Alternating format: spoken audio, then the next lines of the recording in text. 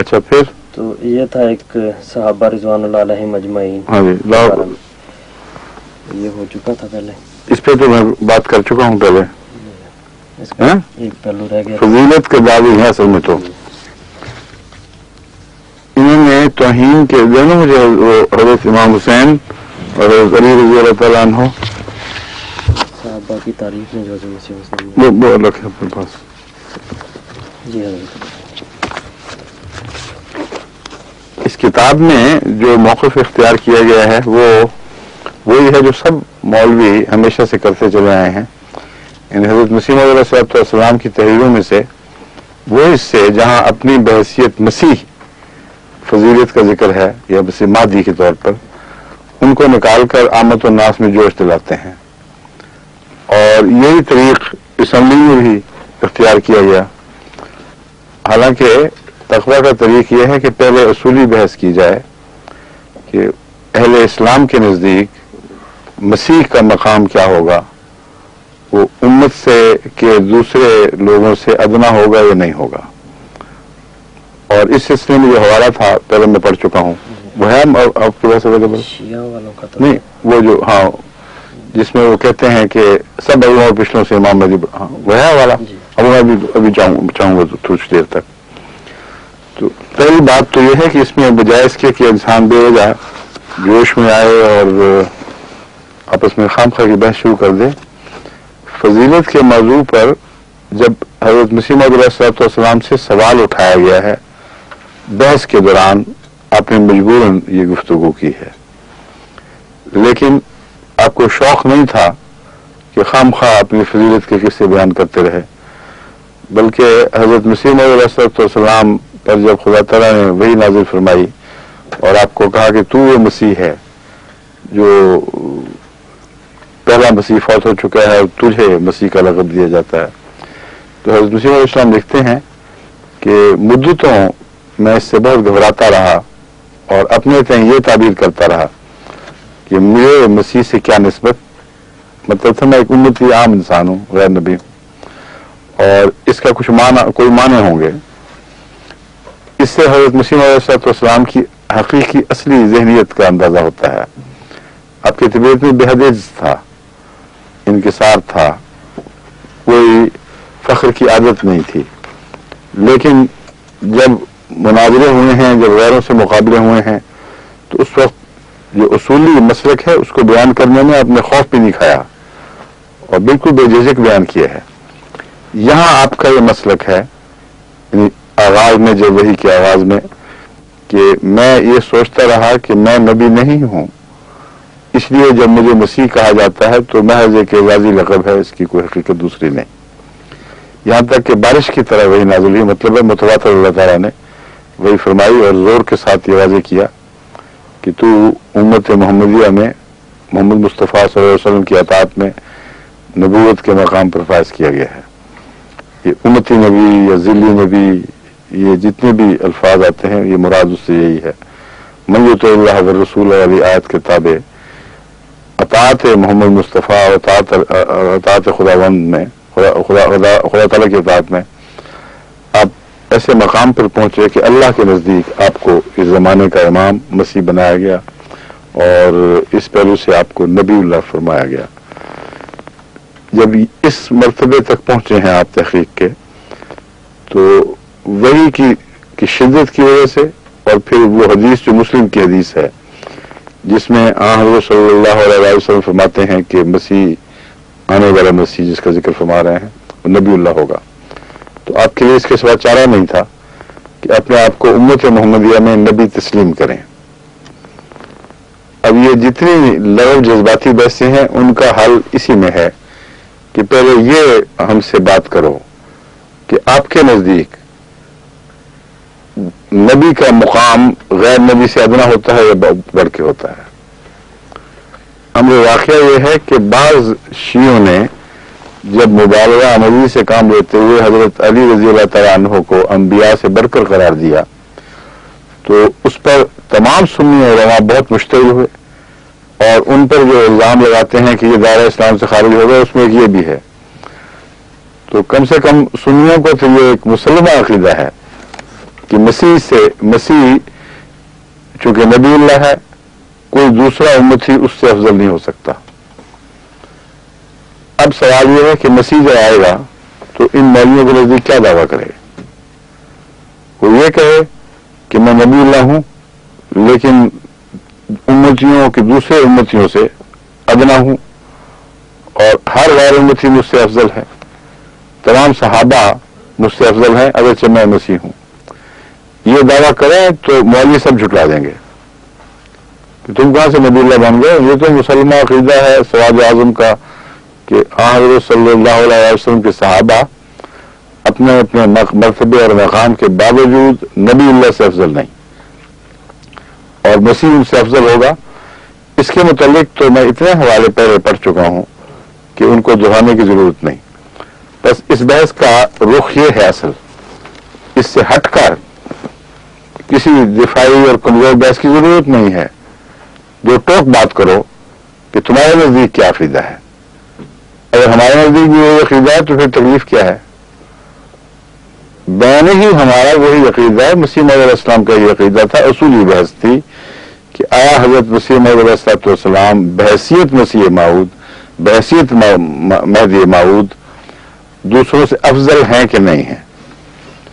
اب افضل والی بحث میں جماعت احمدیہ کو بتانا چاہتا ہوں کہ حضرت صلی اللہ علیہ وسلم نے اپنی فضیلت کا ذکر خود فرمایا، قرآن کریم نے آپ کی فضیلت کا ذکر کھلے لفظوں میں استعمال فرمایا، لیکن اس گفتگو کو پسند نہیں فرماتے تھے کہ افضلیت کی بحث میں پڑھیں، کیونکہ امر واقعہ یہ ہے کہ دنیا میں ہزارہا ایسے ہیں جو کسی نہ کسی کو دوسروں سے افضل سمجھتے ہیں۔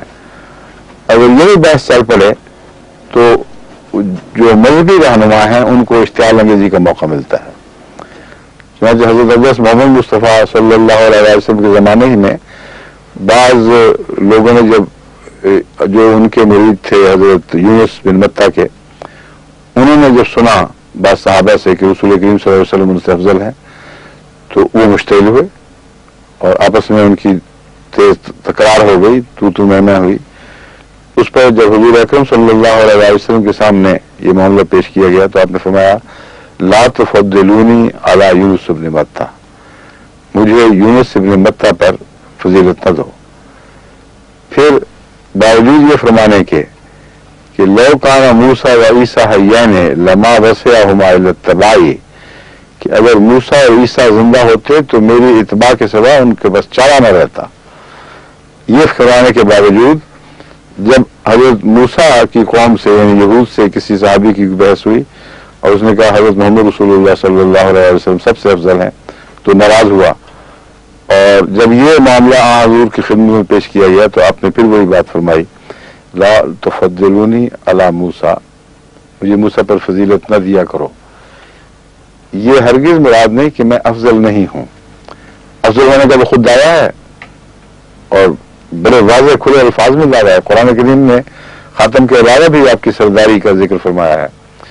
تو اس لیے احمدیوں کو میری نصیحت یہ ہے کہ افضلیت کی بحث میں پڑھنا مناسب بھی نہیں ہے، کیونکہ اس سے بے وجہ یہ علماء لوگ جو عام بازاری لوگ ہیں بیچارے جن کو کچھ پتہ نہیں ان کو اشتعال انگیزی کرتے ہیں اور بے وجہ تکلیف میں ڈالنے کی کوشش کرتے ہیں، کیونکہ کم فہم لوگ ہیں، سچ سے کوئی تعلق نہیں ہے، ان کو تو شبدہ بازیاں چاہیے اور ہلکے گھٹیا اعتراضات سے عوام الناس میں اگر جوش دلا دیں تو سمجھتے ہیں ہماری زندگی کا مقصد حاصل ہو گیا۔ بس ان کو ایسا موقع دینا نہیں چاہیے، ان سے صرف اصولی گفتگو کریں، اور اسی پر میں آج گفتگو کروں گا اور پھر حضرت مسیح علیہ السلام کے جو تائیدی حوالے ہیں بعض وہ پیش کروں گا۔ اصولاً یہ گفتگو ہے کہ مسیح اور مہدی کا کیا مقام اور مرتبہ ہے۔ اس سلسلے میں کچھ پرانے حوالے تھے۔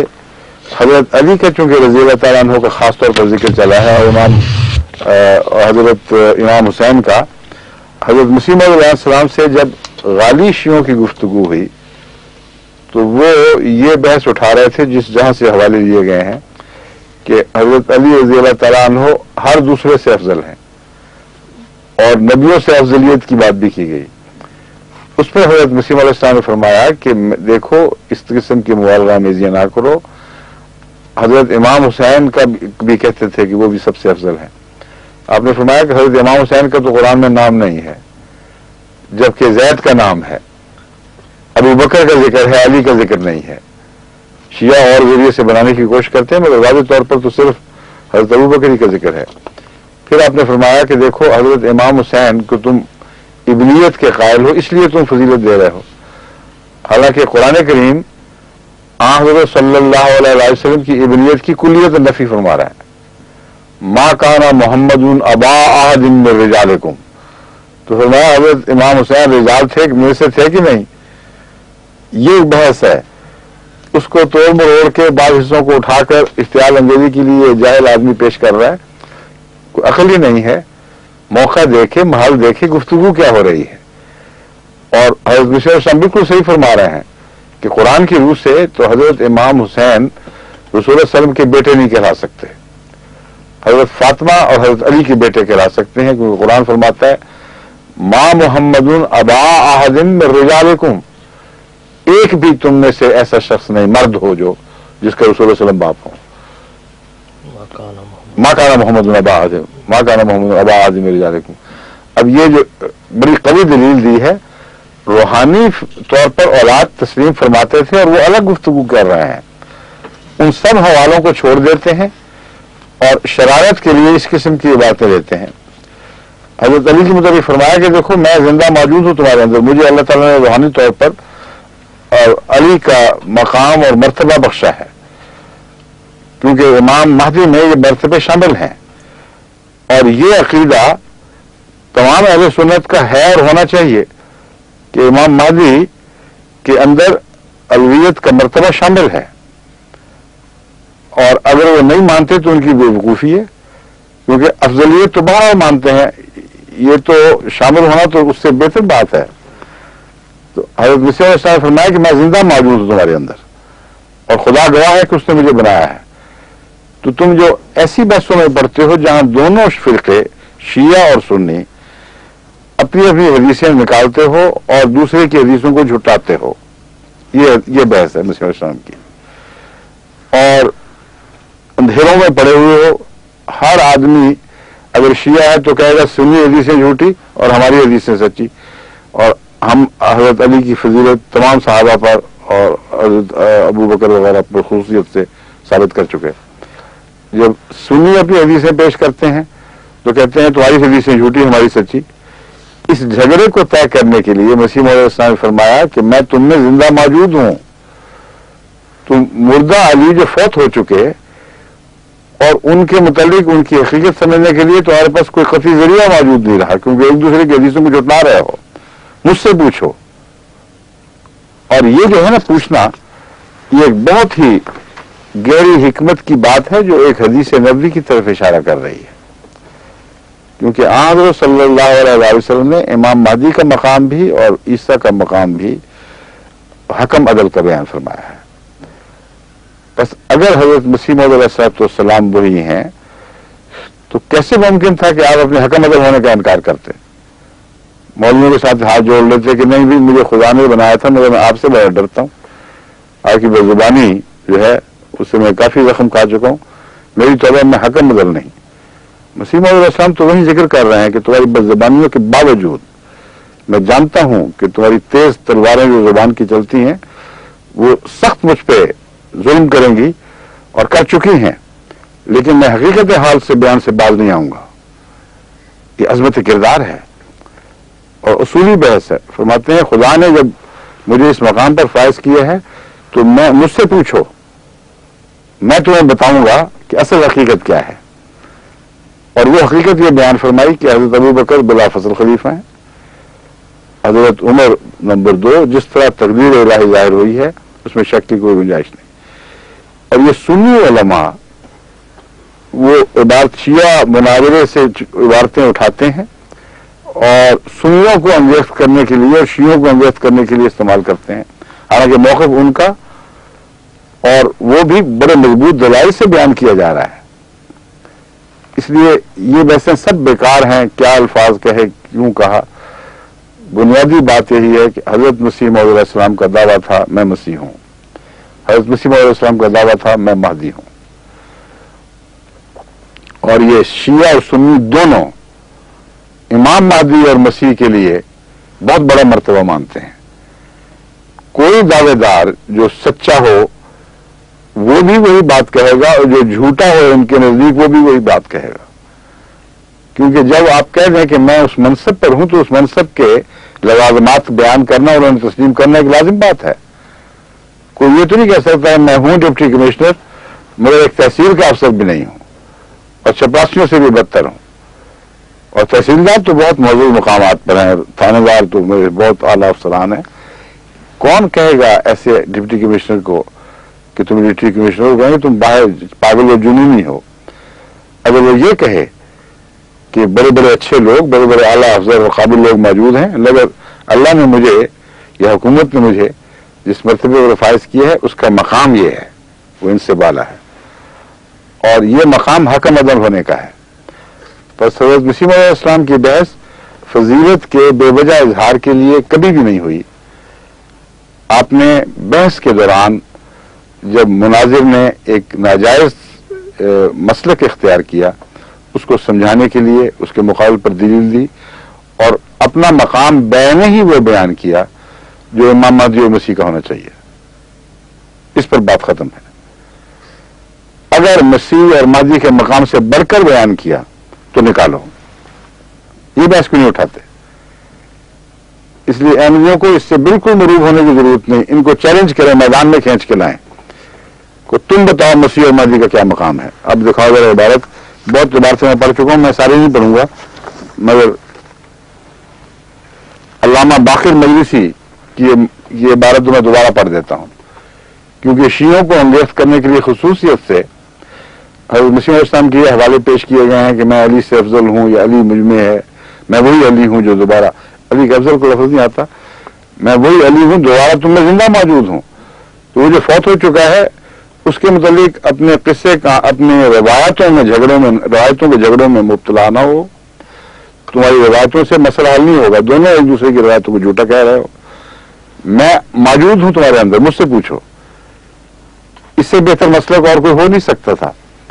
بس شیعوں کے نزدیک مہدی کا مسلک ہے کیا, یہ گفتگو ہے.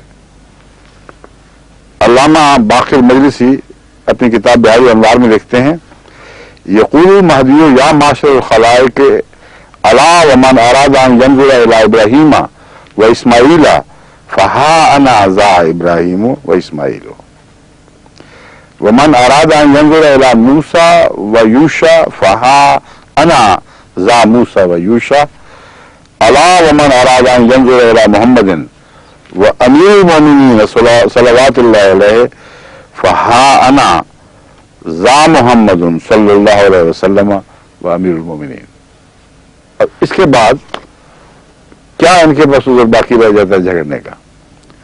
یہ کہہ سکتے ہیں کہ مسیح موعود نہیں ہے, مگر جب تک اپنے آپ کو مسیح موعود کہتے ہیں مسیح موعود کے منصب کا بیان کرنا آپ کے لیے ضروری ہے, اس سے ہٹ ہی نہیں سکتے. یہ تو ناممکن ہے کہ میں ہوں مسیح موعود مگر مسیح موعود کی باتیں مجھ میں نہیں پائی جاتی.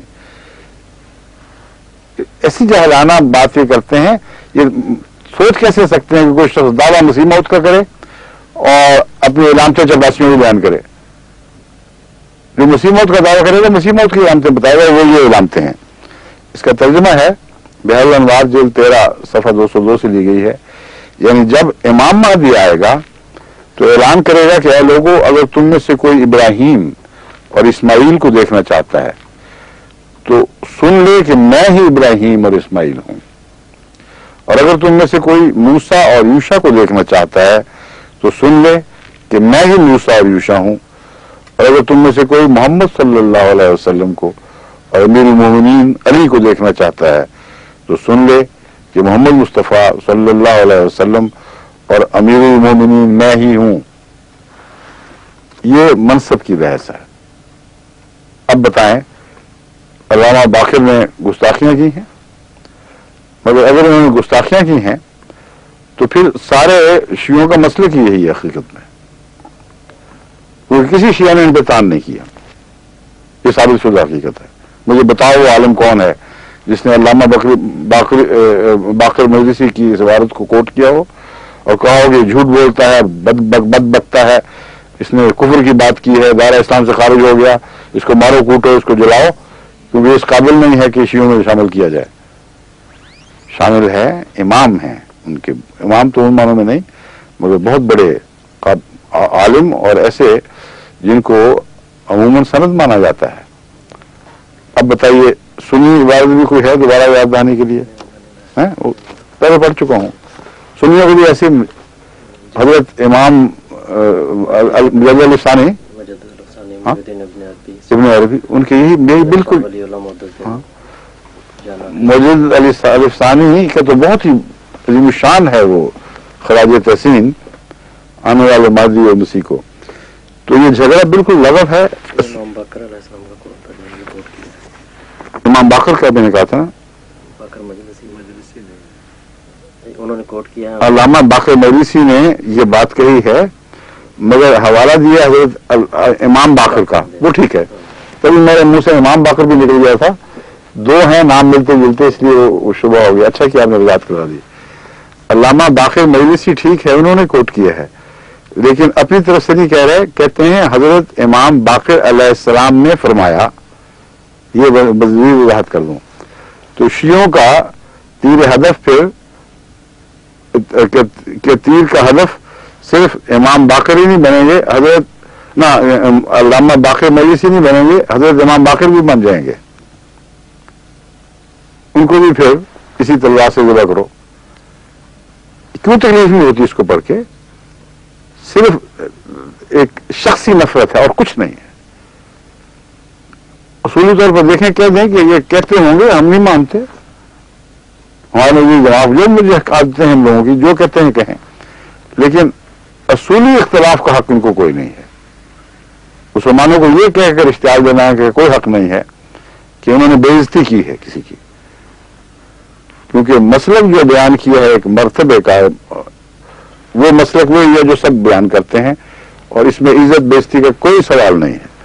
اگر ان باتوں پر تم اشتعال دلاتے ہو تو پھر شیعہ تو حضرت کرشن کو خدا کا اوتار مانتے ہیں، خدا مانتے ہیں، اور پوچھو تو ان سے کہ حضرت صلی اللہ علیہ وسلم سے ان کو افضل سمجھتے ہیں کہ نہیں. ہر مسلک جو ہے، ہر مذہب افضلیت کی بحث میں تو ضرور پڑا ہوا ہے. حضرت مسیح کو ان سب سے افضل یہ مانتے ہیں کہ نہیں عیسائی؟ تو ان کا قتل عام کیوں نہیں کروا دیتے؟ اس لیے کہ آگے ہاتھ پھیلائے ہوئے ہیں ان حکومتوں کے آگے. ظلم ہے، جھوٹ ہے، اندر کی باتیں اور ہیں. صرف جہاں کمزور دیکھ کر رگیدنے کا شوق پورا کرتے ہیں، وہاں سوچتے ہی نہیں تقویٰ کا اختیار کرتے ہوئے کہ اصل مسلک ہے کیا. جب بھی کوئی شخص کسی فرقے سے، کسی مذہب سے تعلق رکھتا ہو، اپنے امام کو بسا اوقات وہ دوسرے سے افضل سمجھتا ہے. یہ میں عام بات کر رہا ہوں. پہلی دلیل اور تھی، پہلی دلیل تھی حق پر مبنی. حضرت مسیح موعود علیہ السلام کا بین ہی وہی مسلک ہے، منصب مسیحیت اور منصب مہدویت پر، جو شیعہ ائمہ کا ہے اور جو سنی ائمہ کا ہے. یہ ایک بات ختم ہوئی. اب اصولی بات ہے، کیا ان ایسی باتوں پر اشتعال انگیزی کا حق ہے؟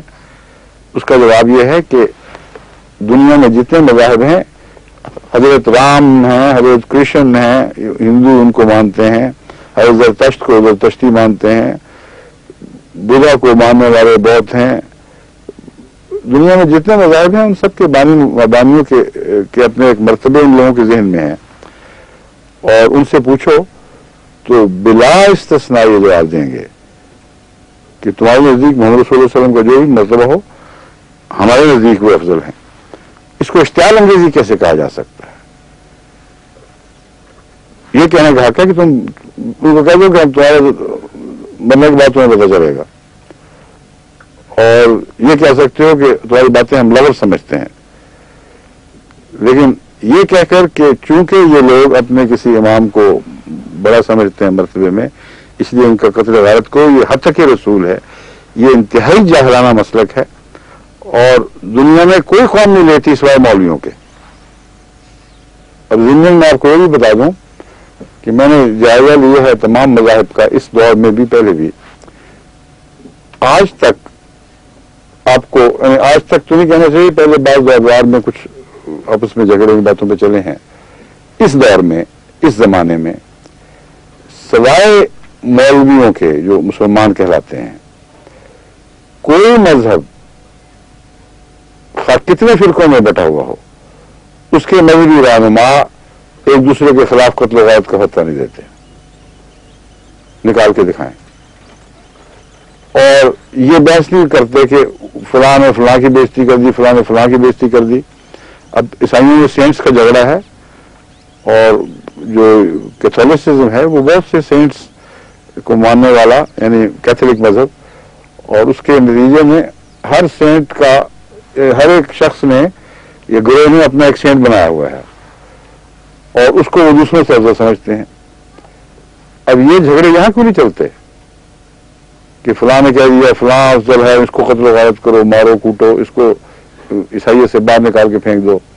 ہندوؤں میں اتنے اختلافات ہیں، مگر یہ تو کوشش کرتے ہیں کہ سکھوں کو ساتھ میں لائیں کہ تم بھی اصل میں ہندو ہو۔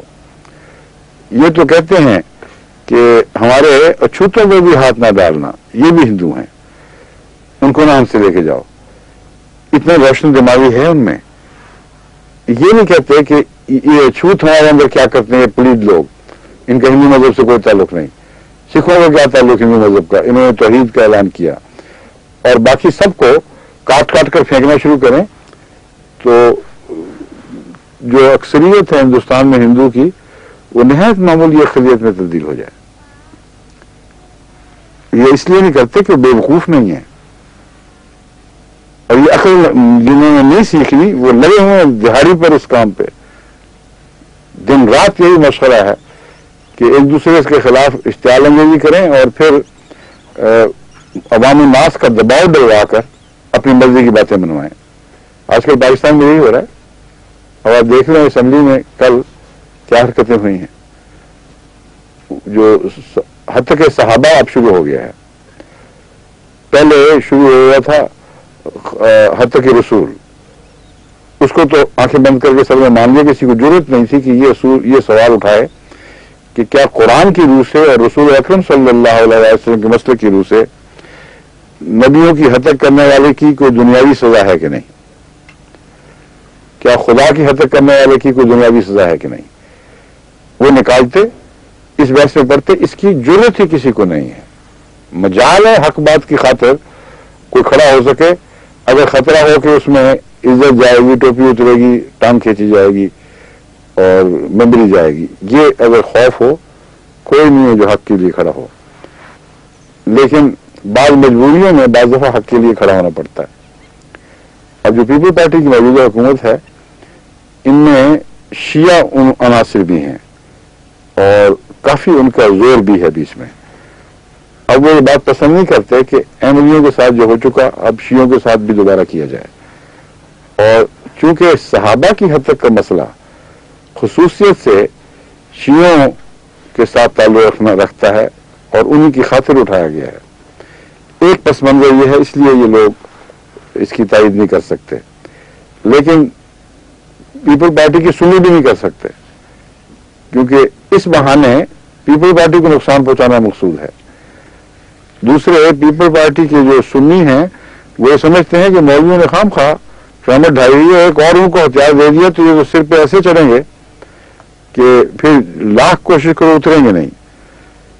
یہ ہے اصل پس منظر جو بحث کل چلی ہے، اور اس پہ علامہ طارق صاحب ہیں کوئی سپاہی صحابہ والے، انہوں نے وہ ہنگامہ برپا کیا، آپس میں لگتا تھا کہ کرسیاں چل جائیں گی، اور آخر پہ جب دو موشنل بیک شروع تھی، ایک وزیر صاحب نے اپنا جو پہلے سے طے شدہ پروگرام تھا اس کے مطابق ایک بل پیش کیا ہوا تھا کہ اس پر بحث ہو، اور دوسری طرف یہ علامہ طارق صاحب یہ اٹھ کر یہ کہہ رہے تھے کہ میرا بل جو ہے وہ صحابہ کی حد تک کے نتیجے میں فوجداری جو ہماری دفعات ہیں ان میں جرم داخل کرو اور اس کی سزائیں مقرر کرو۔ یہ بحث چلی ہے کل، اور بیک وقت دونوں بل پیش کر رہے تھے، اور مچھی ہٹا بن گیا تھا اسمبلی کا فلور, اسمبلی کا ایوان, اور کہتے ہیں اس قدر تو میں ہوئی, اس قدر تو تکار ہوئی ہے کہ کان پڑی آواز سنائی نہیں دیتی تھی, ایک ہنگامہ تھا. جب آخر بیچارے نائب اسپیکر صاحب نے تنگ آ کر اسمبلی برخاست کر دی, تو اس وقت یہ صاحب طارق صاحب جا کر اسپیکر کی اسٹیج پر, اسپیکر کی کرسی پر بیٹھ گئے اور وہاں سے اعلان کیا کہ یہ جو میرا بل ہے یہ میں پیش کرتا ہوں, منظور ہے. تو جو ان کے چند ساتھی تھے یہاں منظور ہے, جو یہ بل پاس ہو گیا. وہ پھر ایک جرنیل صاحب نصر اللہ بابر صاحب ہوم منسٹر ہیں, وہ تشریف لائے. ان کا میرا روب ہے کچھ نہ کچھ مولویوں پہ, فوجیوں کا, تو ان کے کہنے سے اترے ہیں اس کرسی سے, ورنہ اترتے نہیں تھے. وہ ان کو باہر لے گئے ایوان سے. یہ ہوگا اور ہونا ہے. جب تم ایک غلط موقف اختیار کرتے ہو تو ساری قوم کو اس مصیبت میں مبتلا کر دیتے ہو. اس جھنجٹ سے پھر باہر نکلنا ممکن نہیں رہے گا تمہارے لیے, نہ ہو چکا بلکہ عملاً ثابت ہو گیا ہے. اب جو وزیر صاحب اس کی مخالفت کر رہے تھے یا پیپل پارٹی کا گروہ, وہ صرف یہ نہیں کہ شیعوں کی حمایت کر رہے ہیں, ان کے ذہنی پس منظر میں یہ ساری باتیں ہیں کہ پہلے ہم نے بیوقوفیاں کی ہیں, مصیبت ڈال بیٹھے ہیں, اب اور ہم کریں گے تو اور زیادہ قوم کے لیے مشکل پڑے گی. سیاستدان دن بہ دن بیکار ہوتے چلے جائیں گے, طاقت کو ہم اپنے ہاتھوں سے سیاست سے مولویت کی طرف منتقل کریں گے. یہ سارے حقیقی خطرات ہیں جو اب دیکھنے لگ گئے ہیں اور بتاتے نہیں ہیں. بتانا چاہیے, ڈر ڈر کے بہانے بنا کے مولوی سے لڑ رہے ہیں. وہ کھلے بندوں میدان میں آ رہا ہے, تم بہانے بنا کے کر رہے ہو, قوم کو کیا سمجھ آئے گی؟ اسے دو ٹوک ٹکر لو, کہو کہ تم جھوٹ بولتے ہو, تمہارے یہ فتنے ہیں اور ساری دنیا میں امن ہے, ساری دنیا ترقی کر رہی ہے, اس لیے کہ وہ قومیں اپنے مذاہب کو فتنوں کا مجرم بنا رہی. تم نے ساری قوم کو بانٹ رکھا ہے اور جو کام خدا کے ہیں اپنے ہاتھ میں لے بیٹھے ہو, ہم نہیں ہونے دیں گے. یہ دو ٹوک جواب دیں, مجال ہے پھر مولوی کی کوئی بات سنے گا. جب تم اپنا پہلو بچا کر چھپ کر پچھلے دروازے سے داخل ہونے کی کوشش کرتے ہو تو ساری قوم سمجھتی ہے تم مجرم ہو, تم اسلام کے خلاف ہو. تم اسلام کے خلاف نہیں ہو, کوئی مجرم نہیں ہو, یہ مجرم ہے, یہ اسلام کے خلاف ہے. یہ کہنے کی ضرورت کیوں نہیں ہے تم لوگوں میں؟ جب تک اس طرح دندرا کر میدان میں سامنے نہیں آؤ گے اس وقت تک تمہارا پیچھا مولوی نہیں چھوڑے گا اور تمہاری جان بچانی مشکل نہیں ہوگی. آج نہیں کل کوئی اور کمزور حکومت آ گئی یا تمہارا توازن ذرا اور بگڑا تو پاؤں طرح سے زمین نکل جائے گی. پہلے تھوڑی مصیبتیں ڈالی ہوئی ہیں قوم کے اوپر. اصولی بحث ہے, میں نے جیسا کہ بیان کر رہا ہوں, ساری دنیا میں کہیں نہ ہندو بٹے ہوئے ہیں اس بات پر کہ ہمارے اختلاف بہت زیادہ ہیں. حالانکہ اختلاف اتنے ہیں, ان میں بعض آریہ توحید پرست بھی شمار ہوتے ہیں. یعنی یہ کہتے ہیں کہ ہماری اس میں الہی کتب میں ویدوں وغیرہ میں توحید ہی ہے, دوسرا ہے ہی کوئی نہیں. اس پر مسیح اسلام کے ساتھ ان کے ساتھ بحثیں چلتی رہی ہیں. لیکن دوسرے جو بے شمار دیویوں کو پوجنے والے ہیں ان کی حد تک نہیں ہوتی اس پہ کہ تمہاری دیویوں کی کوئی حقیقت ہی نہیں ہے. وہ کہتے ہیں ہوگا ان کا عقیدہ, ہم نہیں مانتے, لیکن ہندو یہ بھی ہیں اور ہم بھی ہیں. ہزار اختلاف ہیں پھر بھی کہتے ہیں ہاں ہندو یہ بھی ہیں اور ہم بھی ہیں. اصول یہ بنا بیٹھے ہیں کہ مذہب کے دائرے میں اختلافات کے باوجود اگر قوم اکٹھی رہے تو اس سے ایک فائدہ یہ پہنچتا ہے کہ سیاسی جمعیت نصیب ہو جاتی ہے اور سیاست میں تفریق پیدا نہیں ہوتی. اس اصول پر ہندو اگر 70 کروڑ ہے تو 70,000 اختلاف بھی ہو تب بھی وہ ایک جماعت بنا ہوا ہے.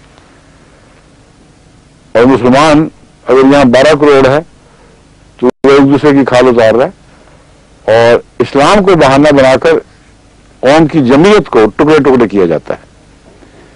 یہ واضح حقیقت ہے جس کو ان کو پیش کرنا چاہیے اسمبلیوں میں اور بتانا چاہیے کہ ہم نے فیصلہ کر لیا, ہم یہ نہیں ہونے دیں گے. مولویت اپنی جگہ کوئی فتوے بے شک لگائے, کیا فرق پڑتا ہے؟ ہمارے اوپر لگائے ہیں, ہم ان پہ لگاتے رہے ہیں جو ابھی فتوے, کوئی ہمیں اس میں اور نہیں ہے کیونکہ جس تمہیں حق ہے فتوے دینے کا ہمیں بھی تو ہے. کہ ظفر اللہ خان صاحب جب 1953 کی عدالتی کارروائی میں پیش ہوئے تھے تو چودھری نذیر احمد صاحب जो उस वक्त उससे पहले उस वक्त भी थे या पहले वजीर थे, गालिबन मरकजी हुकूमत में वजीर रहे थे, वो पेश हुए थे मौलवियों की तरफ से। तो उन्होंने उस वक्त वजीर नहीं होंगे अगर पेश हुए थे तो उन्होंने सवाल किया चौधरी साहब से कि चौधरी साहब बताइए आप मुझे क्या समझते हैं। अब वो समझता था कहेंगे मैं गैर मुस्लिम कह देंगे, तो मैं देख लो जी क्या कह रहा है। चौधरी साहब ने आराम से जवाब दिया जो आप मुझे समझते हैं, सीधी बात है। अब इसमें कौन सी झगड़े की बात है, आप मुझे क्या समझ जो मुझे आप समझते हैं, बस बात खत्म हुई। तो समझने से क्या फर्क पड़ेगा तुम्हें, तुमको तुम झूठ समझते हो, लेकिन इसलिए कि तुम हमें गैर मुस्लिम समझते हो, हम ये हक है कि हम तुम्हें निकाल के उम्मत से बाहर निकाल दें और एक दूसरे को बेशक गैर मुस्लिम कहते रहे। ये कहां से इंसाफ है, ये कौन सा तकवा, कौन सी अकल की बात है। और ये बहसें सियासत से क्या ताल्लुक रखती हैं, इनको निकालकर सियासत से बाहर फेंको। कायद आजम की कामयाबी का राज यही था, उनको ज्यादा बातें नहीं आती थी, यानी करते नहीं थे ज्यादा बातें, लेकिन बड़ा शफाफ दिमाग था। उन्होंने एक फैसला किया, उस पर कायम रहे मजबूती के साथ कि मैंने इस सियासत में मजहब को दखल नहीं देने देना। और मुसलमान की तारीफ मेरे नजदीक कौमी वहदत की इतनी काफी है, जो अपने आप को मुसलमान कहता है मुस्लिम लीग का मेंबर बन सकता है। बड़ा मौलवियों ने जोर लगाया, मजाल थी जो कायद आजम को के पाए सबात में जरा सी भी जुम्बिश दे सके, मजबूती से कायम रहे। उनकी अजमत इस बात में है कि बासूल इंसान थे, साहिब किरदार थे और बेखौफ थे, कभी मौलवी से नहीं डरे। उनकी नकाली करें, उनकी पैरवी करें तो हमारे सियासतदान भी गलबा पा सकते हैं। उनके होते हुए मौलवी की तो हैसियत ही कोई नहीं रही थी। मौलवी तो गलियों में फिरता था, कोई इसकी बात नहीं सुनता था, कोई इसके जलसों में नहीं आता था, तमाम कायद आजम के पीछे लग गए थे। इसलिए बासूल इंसान, बाहिम्मत इंसान, साहिब किरदार इंसान, उसकी सदाकत, उसकी सच्चाई का एक रूप था, सारी कौम दिल से तस्लीम करती थी। अब ये जो मौलवी का मुकाबला करने वाले सियासतदान हैं, अच्छे लोग होंगे, वो डरपोक बड़े हैं, उस मैदान में आके मुकाबला नहीं करते जहां मौलवी उनको खींचना चाहता है, जाए वहां, डरते क्या हैं, और बताएं दुनिया को कि ये कह रहा है, हम ये कह रहे हैं, और इस्लाम की बहस से गलत है। ये सब झूठ बोल रहे हैं, अपना रोब डालने के लिए, अपनी बड़ाई की खातिर ये लोग मैदान में उतरे हैं, इस्लाम को जलील कर रहे हैं, कौम मोहम्मद मुस्तफा सल्लल्लाहु अलैहि वसल्लम को टुकड़े टुकड़े करते हैं, जलील करते हैं, एक दूसरे से लड़वाते हैं, सहाबा के नाम पर, कभी किसी नाम पर, कहें कि हमने फैसला किया अब हम ये नहीं होने देंगे, जाए गलियों में जाए लड़ाए लोर। कायद आजम के खिलाफ ये गलियों में नहीं निकले थे, कितना जोर लगाया था, क्या बना, सारे हिंदुस्तान का मौलवी कायद आजम को काफिर आजम कहता है, उनके खिलाफ गलियों में निकला था, कौड़ी की भी उम्मत ने परवाह नहीं की, इसलिए कि सच्चाई और बहादुरी का रूप पड़ा करता है। तो मैं इन लोगों को जो अपोजिशन से ताल्लुक हो या हुकूमत में की पार्टी से ताल्लुक हो, इनको मैं नसीहत करना चाहता हूं कि वो असूली तौर पर आपस में कितनी भी दुश्मनी हो इस वक्त इकट्ठे हो जाएं। ये इंतहाई बेवकूफी होगी नवाज शरीफ साहब की पार्टी की या किसी और की कि पीपल पार्टी को गले से उतारने की खातिर मौलवी को गले चढ़ा लें। पीपल पार्टी तो आज आई और कल गई, मौलवी में तो फिर नहीं उतरना। ये तो बला मुस्तकिल है, ऐसा पीरे तस्पा है कि जो एक जगह गर्दन में फंदा डाल गया तो मजाल है जो उतर सके तुमसे। तो ये मैं समझा रहा हूं, अकल दे रहा हूं, खुदा के वास्ते होश करो, बिल्कुल सच्ची बात कर रहा हूं। आपस में लड़ते रहो, जो मर्जी करो, मुझे इससे क्या, मैं सियासतदान नहीं हूं, लेकिन मौलवी को अगर तुमने सिर पे चढ़ा लिया और इसको इस्तेमाल करके पीपल पार्टी की हुकूमत को गिराने की कोशिश की तो तुम भी गए। दौलताना से नसीहत पकड़ो, किस तरह कौम में जुल्म हुए थे, किस तरह इख्तलाफ पैदा हो गया था। तो ये काम नहीं चलते, बेवकूफियों की बातें हैं। अपने असूलों पर कायम हो और उसमें पीपल पार्टी के साथ इत्तेफाक करो कि जहां तक इस्लाम के गलत इस्तेमाल का ताल्लुक है, लोगों की इश्तियाल अंगेजी का ताल्लुक है, हम तुम्हारे साथ हैं। मौलवी से अपनी गर्दनें आजाद कराओ, फिर देखो कि सारी कौम किस तरह आजाद होती है। पहले मैं कहा करता था पाकिस्तान बेचारा या थानेदार का गुलाम है या तहसीलदार का, اور وہ قوم یا پٹواری کا رشیدہ سے بڑھ کر پٹواری کا، تو میں کہا کرتا تھا ان لوگوں کو جن سے ملاقاتیں رہتی تھیں کہ تم آزادی کی باتیں کرتے ہو، بیچارے قوم کو تھانے دار اور پٹواری سے تو آزاد کرا لو، پھر برٹش حکومت کے خلاف جتنے مزید نعرے لگا لینا۔ ان کے جو نظام کے جو ادنا چاکر تھے وہ تو تمہارے وزیروں پر بھی سوار ہوئے ہیں۔ آج بھی وہ ذرا جب پٹواری کے پاس سے گزرتے ہیں اپنے حلقے کے تو اس کو سلام کر کے گزرتے ہیں دل سے، چاہے اس کو جو مرضی ذلیل سمجھیں، مگر مجال ہے جو اس کو ناراض کریں، اس سے انہوں نے جھوٹے کام کروانے ہیں۔ تو اصل بات یہ ہے کہ جھوٹ کی حکومت چلتی ہے پھر آخر ایسی باتوں میں۔ مولوی کو بھی خوش رکھتے ہیں اس لیے کہ مولوی سے دوسروں کو گالیاں دلوانی ہوتی ہیں، اور مولوی کو استعمال کرانا دوسروں کو پیچھے ڈال دیا، تو اور وہ ہر وقت ڈالتا پیچھے دوسرے کے پیچھے پڑتا رہتا ہے۔ ابھی انہوں نے سودا بازی کی تھی ہمارے متعلق، پتہ ہے آپ کو جو وہاں ہوا ہے، صدر صاحب بہت شریف الناس تعلیمی یافتہ بزرگ، ان کے خلاف کوئی میری شکایت نہیں، مگر مولوی سے ووٹ انہوں نے ضرور مانگا اس کے لیے، پیپل پارٹی والوں نے، اور ہر دفعہ سب سے اچھا سودا احمدی کا کرتے ہیں۔ فوراً احمدی کا گوشت مارکیٹ میں آ جاتا ہے، مولوی صاحب یہ فرمائے نوش فرمائیے اور ہماری خاطر بتائیں کیا کرتے ہیں۔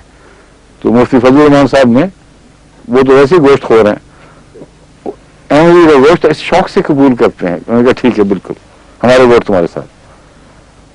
اور اب وہی مفتی صاحب وہ کہہ رہے ہیں کہ ان کا بھی ہم گوشت کھائیں گے، کہتے ہیں جب تک ہم بندوق کی گولی سے ان لوگوں کو ٹھیک نہیں کرتے اب کوئی سمجھوتا نہیں ہو سکتا۔ تو مولوی کہیں گے آج کچھ کل کچھ، آج اس کا کل اس کا، کن باتوں میں پڑ گئے آپ بیچارے؟ آپ نے تو بنایا ہوئے ان لوگوں کو۔ ایک دفعہ سامنے آیا جیسے قائد اعظم آئے تھے، ایک بھی مولوی سامنے نہیں رہا، سب کے پاؤں اکھڑ گئے، اور قوم بنے گی نہیں ورنہ، یہ مصیبت ہے نا۔ میں تو سیاست بتا رہا ہوں آپ کو، ہم ایسے لڑتے رہتے ہیں آپس میں، ہمیں لڑنے دو، چلو یہ جو مرضی کہیں ہم نے تو مقابلہ کرنا ہے اخلاق سے، قرآن سے، دلیل سے، سنت سے۔ تو اس مصیبت میں آ گئے بیچ میں خام خواہ۔ آپ آدمی بیمار مولوی کی چکر میں پڑ گئے، سیاست دانوں عقل کرو، خدا کا خوف کرو، ابھی بھی ہوش کرو۔ یہ ہمارے پیچھے پڑ گئے، پڑھتے رہنے دو، تم کو ہم الگ تم الگ، ہم دائرہ سیاست میں ہیں، تم دائرہ مذہب میں ہو، جو مرضی کرتے پھرو، تم خدا کو جواب دو گے، ہم نے تو قوم کو جواب دینا ہے۔ خدا کو جواب کے تو سیاست قائل ہی نہیں ہے نا، اس لیے میں کہہ رہا ہوں ہم تو قوم کو دیں گے، تم خدا کو جواب دیتے پھرنا، اور خدا کے مقابلے پہ شیر ہونے کی تمہیں ضرورت بھی نہیں، مولویوں میں ہے، وہ اپنی طرف سے سمجھتے ہیں ہم اپنے خدا کو سنبھال لیں گے۔ تو اس لیے ان سے پیچھا چھڑاؤ، آپس میں اتحاد کرو۔ یہ جو سب ہیں جھگڑے، یہ فلاں عزت اور فلاں ناموس، یہ سب مولوی کا قصہ ہے۔ ان ناموس کی باتوں کا نہ قرآن میں کوئی ذکر ہے، نہ حدیث میں کوئی ذکر ہے۔ جہاں بھی ذکر ہے وہ یہ ہے کہ اگر کوئی گستاخی کرے گا تو اللہ اس کو پکڑے گا اور خدا فیصلہ کرے گا، اور وہ بہتر جانتا ہے۔ اور فضیلت کے دعووں کو، جس طرح کہ ہمارے متعلق بنا بیٹھے ہیں، فضیلت کے دعووں کو گستاخی قرار دینا جہالت ہے، کیونکہ یہ مناسب کی بحث ہے، اور تمام دنیا میں اگر اس کو گستاخی سمجھا جائے تو ایسی جنگ چھڑے گی اشتعال انگیزی کے نتیجے میں کہ پھر وہ جنگ کسی طرح ختم ہونے میں نہیں آ سکتی۔ اس لیے ان چیزوں سے باہر نکلو اور امن سے حکومت کرو، اللہ تعالیٰ ہدایت دے۔ یہ قوم ترقی نہیں کر رہی، کیا وجہ ہے؟ دو قدم آگے جاتی پھر پیچھے کھسک جاتی ہے۔ یہ ٹانگیں کھینچنے والے موجود ہیں ہر وقت، اور ہر دفعہ سیاستدان خود ماشاء اللہ کی باتیں شروع کر دیتے ہیں، ایک ماشاء اللہ سے پیچھا چھڑاتے ہیں، مصیبت پڑی ہوتی ہے، اور اس کے بعد اگلا ماشاء اللہ کی خیر مقدم کرنا شروع کر دیتے ہیں کہ اگلا کب آئے گا۔ ابھی بھی کہہ رہے ہیں کہ اچھا جی اب تو فوج آئے گی، اب تو فوج۔ جس فوج کو بار بار یہ کہا جائے کہ تم آ جاؤ، آ سکتے ہو، ان بیچاروں کے پاس طاقت تو ہوتی ہے، وہ کہاں تک برداشت کر سکتے ہیں، اور ان میں سیاست چلانے کی صلاحیت نہیں ہے۔ یہ درست ہے، فوجی چاہے ناراض ہوں یا کچھ کریں، فوج ایک مشین ہے، ایک خاص مقصد کے لیے تیار ہوئی ہے. ان میں حب الوطنی ہونی چاہیے، قربانی کی روح ہونی چاہیے، اور اپنے مقاصد میں بہت اعلیٰ صلاحیت حاصل کرنا ضروری ہے. تمام دنیا میں بڑی قوموں کی مثال دیکھ لو، وہاں فوجوں کو کون سیاست میں آنے دیتا ہے؟ ہاں جب ریٹائر ہو جائے اور ان میں اگر کوئی صلاحیت ہو، جیسے آئزن ہاور ایک دفعہ آئے تھے، تو ان کے لیے منع نہیں ہے، مگر فوج کے دوران فوج کی طاقت کا غلط استعمال یہ بالکل جائز نہیں ہے. بعض لوگ سمجھتے ہیں کہ فوج آ جائے گی تو شاید یہ بعض اور سختیاں کم ہو جائیں. میں بالکل اس کا قائل نہیں. انصاف کی بات کروں گا، چاہے وہ ہمارے حق میں ہو چاہے ہمارے خلاف ہو. تقویٰ کا تقاضا یہ ہے کہ فوج کو اپنے موقف پر رکھا جائے، ان کو یہی سمجھایا جائے کہ تم وہاں رہو، اور سیاست کو فوج سے اگر بچانا ہے تو سیاست کو باصول بنانا ہوگا. یہ نہیں ہو سکتا کہ فوج کو کہو باصول رہو، اپنے دائرے میں رہو، اور سیاست کو بے اصول کر دو. بے اصول سیاست پھر ایسے مقام پر پہنچ جاتی ہے کہ فوج کے لیے یہ فیصلہ کرنا مشکل ہو جاتا ہے کہ ہمارا کون سا اصول ہے جس کو ہم غالب رکھیں. ایک اصول یہ ہے کہ فوج اپنے دائرے میں رہے، ایک اصول یہ ہے کہ قوم مر رہی ہے، اپنے دائرے میں رہو اور اس کو نہ بچاؤ. جب ایسا سوال اٹھتا ہے تو بقول شیکسپیئر وہ مقام آ جاتا ہے کہ to be or not to be, that is the question.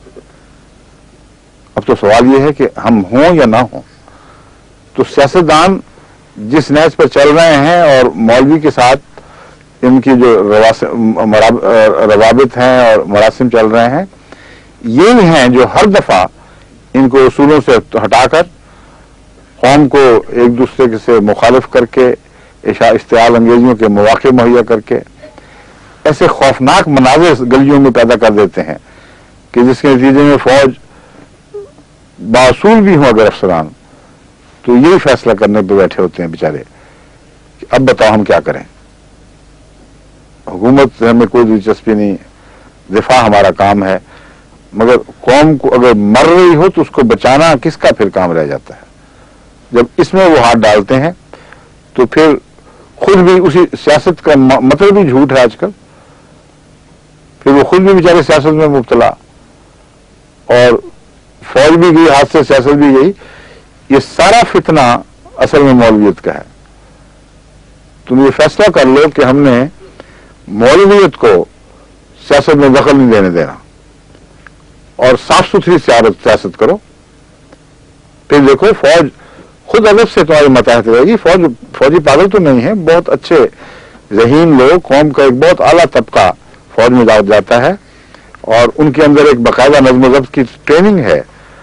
اس تربیت میں رہ کر وہ بہت صلاحیتیں ایسی رکھتے ہیں جو باہر کی آزاد خودرو پودوں میں نہیں پائی جاتی. ایک ایسے باغ کی طرح ہے جس کی خود پرورش کی گئی ہے، مگر ایک مقام ہے، ایک جگہ ہے، اس سے ہٹ کر اس باغ کا کوئی موقع نہیں ہے. تو ان کی صلاحیتوں کی قدر کرو، اور میں یقین دلاتا ہوں کہ اگر تم اپنی عقل استعمال کرو، اللہ تعالیٰ کی طرف سے بڑی تیز عقلوں والے سیاستدان موجود ہیں، مگر خود غرضی کھا جاتی ہے ان کو. جہاں خود غرضی آئی وہاں اندھے ہو گئے. تو اخلاقی قدروں کی اہمیت کو جانو. جب تم سچ پر قائم ہو اور خود غرضی چھوڑ دو، خواہ حکومت ہاتھ جاتی رہے، تو اچانک پاکستان کی سیاست سارے صحت مند ہو جائے گی. اور ناممکن ہے کہ سیاست صحت مند ہو اور کوئی فوجی خواہ کیسا ہی ایمبیشس ہو، خواہ کیسا ہی بڑی بڑی امیدیں لگائے بیٹھا ہو، وہ ایسی سیاست کو ٹیڑھی نظر سے دیکھ سکے جو صالح سیاست ہو. یہ ناممکن ہے. صالح سیاست سے مراد یہ نہیں کہ موجودگی ہو، وہ بڑا جھوٹ بولتے ہیں. صالح سیاست کی مراد ہے جو مذہب سے الگ اپنے اصولوں میں سچی اور اپنے اصولوں کی پابند اور اپنے ملک کی وفادار. ان میں بد کردار بھی شامل ہو جاتے ہیں. بڑے بڑے سیاستدان آج کل کی دنیا میں بڑی بڑی قوموں کے رشوت کھاتے ہوئے پکڑے گئے اور کئی چیزوں میں ملوث ہو جاتے ہیں. میں ان کا اور قسم کا مضمون ہے. میں یہ بات کر رہا ہوں کہ بحیثیت سیاست جاپان کی سیاست صالح ہے، کیونکہ وہاں فتنہ گریوں کو مقام نہیں، سیاست کے اصولوں میں دخل کی اجازت نہیں ہے۔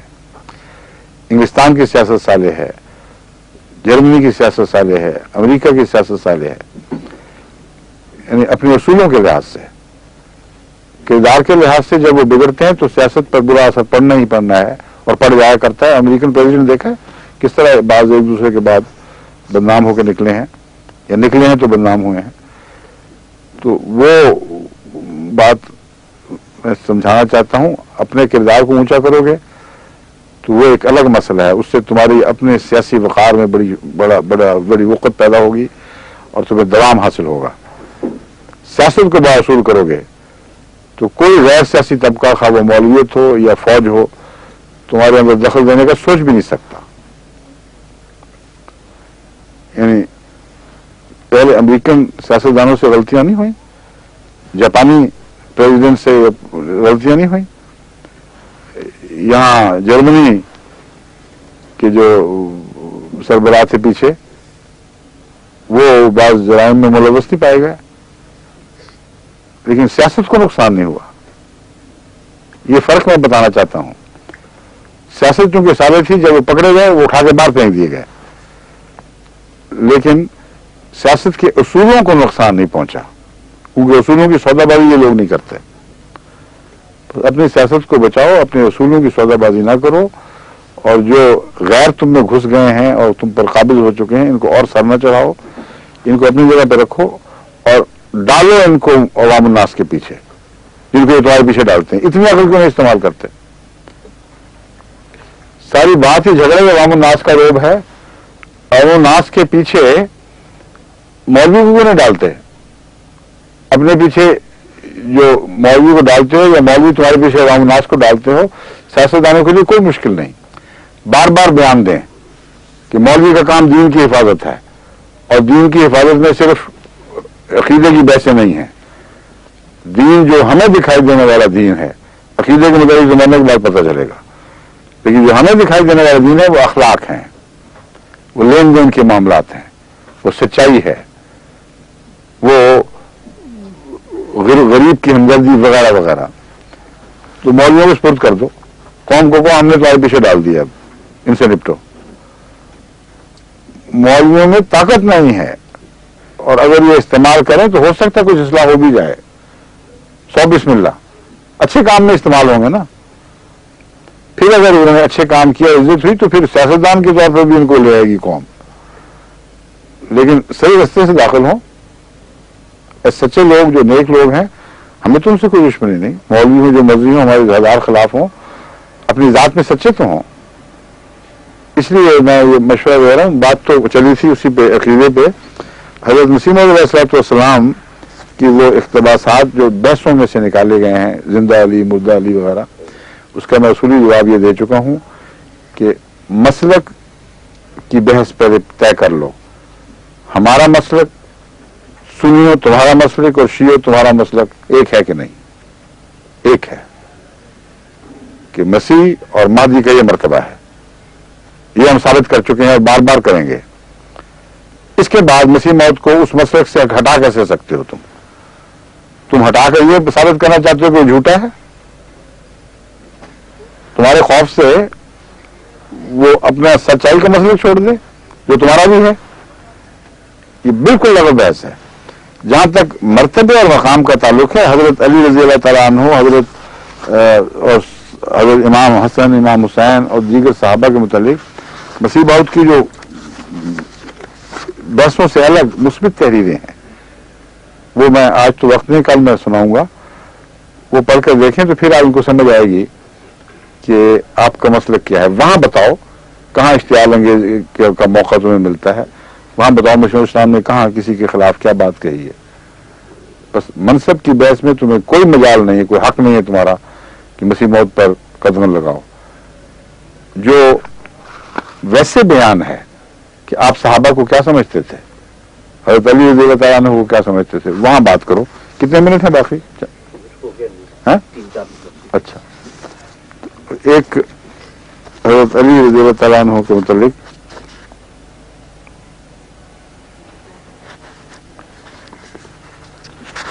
रसूल फरमाते हैं